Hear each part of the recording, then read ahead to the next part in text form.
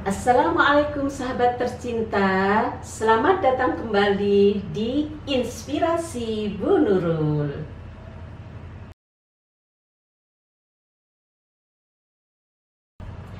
Nah, kali ini kita akan sama-sama sharing ilmu, berbagi tips yang insya Allah akan ada yang bisa kita ambil manfaatnya, yaitu tentang kita menebarkan ilmu, menebarkan kebaikan sekemampuan kita.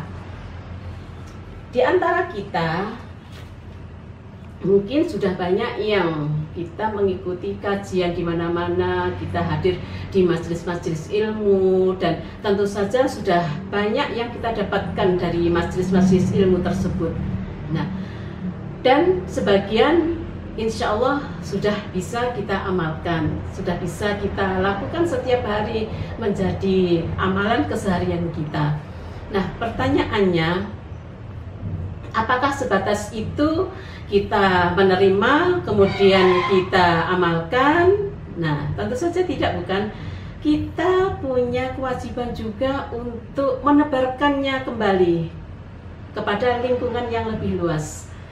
Mungkin kita tidak punya kemampuan yang sama seperti orang-orang yang sanggup berbicara di depan publik, bisa berceramah, bisa tausiah, berada di depan, disaksikan oleh begitu banyak orang yang memang mereka dalam kapasitasnya memang mereka adalah para alim, para ulama yang memang punya ilmu.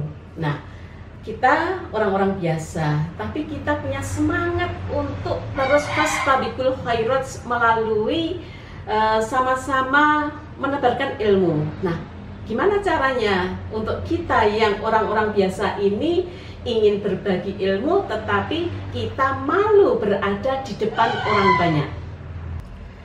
Nah, sebagai contoh, ketika kita mendatangi sebuah majelis ilmu, nah tentu tidak semua teman kita bisa hadir. Ada sebagian mereka yang mungkin pada saat itu tidak bisa hadir karena suatu sebab, mungkin karena sedang sakit atau mereka sedang dalam kesibukan yang tidak bisa mereka tinggalkan, akhirnya mereka tidak bisa hadir di majelis ilmu. Nah, padahal di majelis tadi ada satu ilmu yang sangat penting untuk kita dapatkan, untuk kita semua orang sangat bermanfaat. Nah, bagaimana caranya? Nah, inilah saatnya kita untuk bisa berbagi, untuk kita bisa menularkan ilmu itu tersampaikan kepada semua teman-teman kita. Nah, caranya bagaimana? Mungkin ada di antara kita yang tidak ahli dalam menyampaikan sesuatu, tidak bisa berceramah, tidak bisa tausiah dengan karena memang keterbatasan ilmu, atau memang kan nggak semua orang punya mental yang kuat, nggak punya kepercayaan diri berbicara di depan umum, ya istilahnya malu gitu kan. Nah, maka salah satu caranya adalah kita dengan membuat satu tulisan. Jadi apa yang kita dapatkan di majelis ilmu tadi, nah kita tuliskan.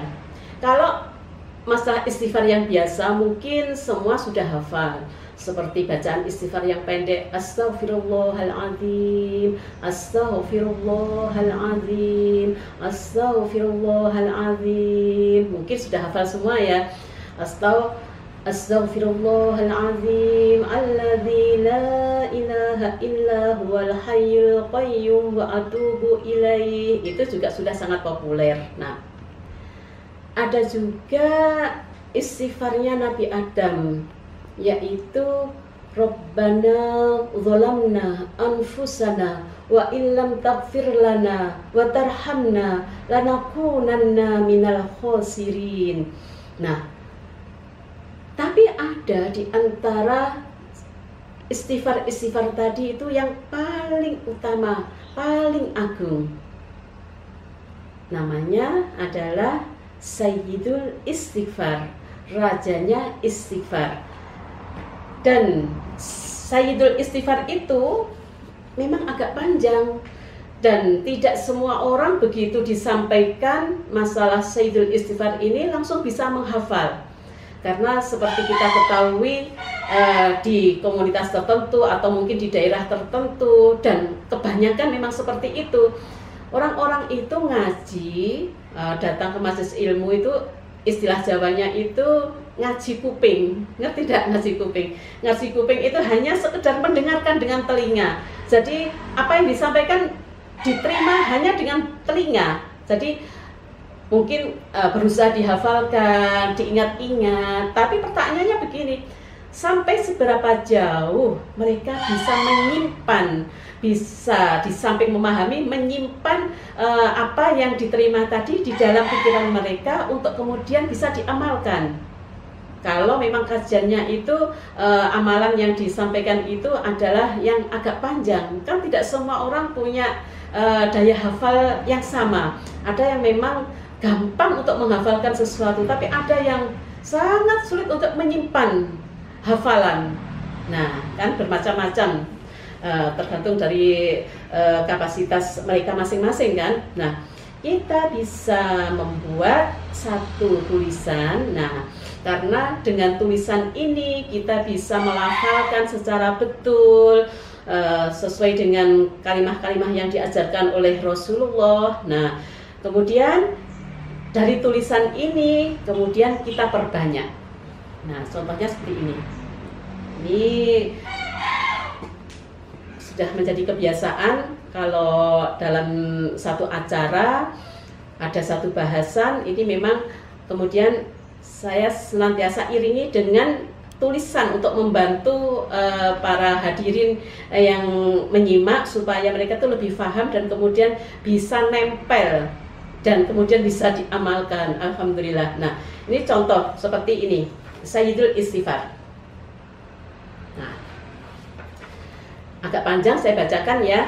Bismillahirrahmanirrahim. Allahumma anta rabbi la ilaha illa anta khalaqtani wa ana abduka wa ana ala ahdika wa wa'dika mastata'tu a'udzu bika min syarri ma sana'tu abu'u laka bi ni'matika alayya wa abu'u bi dzambi faghfirli fa innahu la yaghfiru dzunuba illa anta. Lumayan kan panjangnya. Nah, tidak semua orang kan langsung bisa menerima kemudian hafal, apalagi untuk kemudian kita amalkan dalam kehidupan kita. Karena Sayyidul Istighfar ini sangat agung fadilahnya. Masya Allah. Kalau kita sebagai hamba Allah, tentu saja kita mengakui begitu banyak dosa-dosa kita. Karena seberapapun kita sudah berhati-hati di dalam bergaul dengan sesama kita, pasti ada saja kekhilafan yang mungkin kita lakukan. Tanpa sengaja kita mungkin menyinggung perasaan mereka dari lisan kita. Atau mungkin dosa-dosa yang kadang-kadang kita tidak terasa kita lakukan, tidak terasa kita itu sudah melanggar aturan Allah. Nah, karena memang manusia itu tempatnya salah dan lupa, al-insanu mahalul khata' wan nisyan, makanya kita harus memperbanyak untuk kita senantiasa beristighfar, mohon ampun kepada Allah. Nah, khususnya untuk Sayyidul Istighfar ini saya sampaikan, fadilahnya adalah apabila seseorang itu membaca Sayyidul Istighfar di waktu pagi atau ba'da subuh itu dengan penuh keyakinan kepada Allah, maka ketika dia membaca waktu pagi, kemudian pada hari itu siang atau sorenya, nah dia ditakdir oleh Allah meninggal dunia, maka dia termasuk ahli surga. Demikian juga ketika dibaca pada waktu petang, bisa dibaca pada asyar atau pada maghrib. Nah, kemudian ketika pada malam hari itu dia ditakdir oleh Allah meninggal dunia, dia menjadi ahli surga. Nah, begitu banyak keutamaannya, dan kita Masya Allah ini menjadi istimewa karena di samping permohonan ampun kepada Allah, ini juga mengakui sebagai ciptaan Allah, mengakui bahwa kelemahan-kelemahan manusia itu begitu banyak. Mereka kadang-kadang itu mendolimi diri mereka sendiri, seperti doa istighfar Nabi Adam itu kan merasa bahwa telah berbuat dolim kepada diri sendiri, sehingga ketika Allah tidak memberikan pengampunan, tidak merahmati mereka, justru itu akan menjadikan kerugian bagi diri mereka. Nah, bukan hanya Sayyidul Istighfar. Nah, apapun yang kita terima di dalam majelis ilmu, bisalah kita membantu teman-teman kita yang mungkin keterbatasan di dalam hal penulisan, kemudian mereka hanya siap untuk membaca, menghafalkan. Nah, kita bisa membantu mereka dengan membikinkan tulisan seperti ini. Nah, kemudian kita sampaikan kepada mereka, nah, bahwa mandala ala khairin falahu mislu ajrin fa'ilihi. Barang siapa yang menyampaikan satu kebaikan, maka baginya pahala seperti orang yang mengamalkannya. Nah, ini tanpa mengurangi pahala sedikit pun orang yang mengamalkannya. Nah, kan enak kita bisa berbagi ilmu dengan cara kita, sesuai dengan kapasitas kita, kemampuan kita, yang ya bisa dibilang ini cara sederhana, mudah. Nah, tidak butuh biaya banyak, hanya kita perlu waktu untuk menulis, kemudian bisa kita perbanyak dengan memfotokopi, kemudian kita berikan kepada teman-teman kita, kepada keluarga kita yang tidak bisa hadir di majelis, nah, kepada siapapun lah. Nah, kemudian kita anjurkan mereka untuk menempelkan kertas ini di tempat yang sering terlihat oleh mereka. Nah, bagi kita mungkin ibu-ibu, nah ya, tempat yang sering kita datangi, sering kita lihat itu apa? Mungkin di kamar, atau lebih fokus lagi berada di dekat cermin. Nah, ketika kita kita sedang bercermin, nah ini dekatkan, kita tempel. Nah, ketika kita bercermin, kita tidak sekedar untuk merawat anugerah Allah, kecantikan kita, cantik lahir dan batin. Nah, tapi kita juga sambil menghafalkan apa yang sudah kita dapatkan. Contoh ini tadi yang saya jadikan contoh adalah Sayyidul Istighfar. Nah, bisa dengan amalan-amalan yang lain. Ini seperti yang saya tunjukkan, nanti ada yang namanya Asmaul Husna. Nah, seperti ini. Asmaul Husna ini saya cetak karena biasanya Asmaul Husna itu berada di Al-Quran. Nah, kan jadinya agak gimana ya kalau kita menghafalkan tapi kita harus mengambil Al-Quran, kemudian kita harus juga memegang wudhu. Tapi kalau kita dengan selembar buku kecil ini, nah kita mudah kita bawa kemana-mana. Sambil kita beraktivitas, kita menghafalkan Ya Allah, Ya Rahman, Ya Rahim, Ya Malik, dan seterusnya. Itu bisa dengan berbagi apapun. Asmaul Husna ada di sini juga, saya bikin juga sholawat, ada sholawat Al-Fatih, ada sholawat Munjiat, banyaklah. Apapun yang bisa kita bagi, bisa kita tulis untuk kita sebarkan kepada teman-teman kita, jamaah kita. Mengapa tidak kita bisa beramal dengan cara kita, sekemampuan kita. Ada juga doa-doa. Nah, itu nanti dengan seiring perjalanan waktu, tanpa berniat menghafal, tapi kalau sering dibaca, sering dilihat, nah nanti akhirnya bisa hafal dengan sendirinya. Seperti juga pengalaman saya ketika kita sama-sama dengan komunitas pingin banget bisa menghafalkan surat Al-Mulk misalkan. Pernah saya bahas di video saya sebelumnya, surat Al-Mulk. Nah, untuk mengajak teman-teman mudah menghafalkan surat Al-Mulk. Di antaranya adalah dengan cara saya bikinkan satu surat khusus hanya Al-Mulk dalam satu lembaran. Nah, seperti ini. Nah, ini sengaja saya berikan warna supaya memang menarik. Dan ini dari kertas karton. Jadi tidak hanya lembaran, kalau seperti lembaran begini karena ini lebar dan bolak-balik. Nah, nggak mungkin kan kita tempelkan. Nah, ini supaya menyederhanakan. Nah, ini saya bikin bolak-balik, kemudian dengan berwarna, kemudian supaya hati-hati di dalam peletakan, tidak mudah terbang terkena angin, atau mungkin di rumah ada kipas angin. Nah, kemudian kalau terbang akhirnya terinjak kaki kan, masya Allah kan, kita akan tidak akan ini adalah kalam-kalam Allah yang harus kita muliakan, harus kita hormati. Nah, ini saya masukkan ke dalam laminating.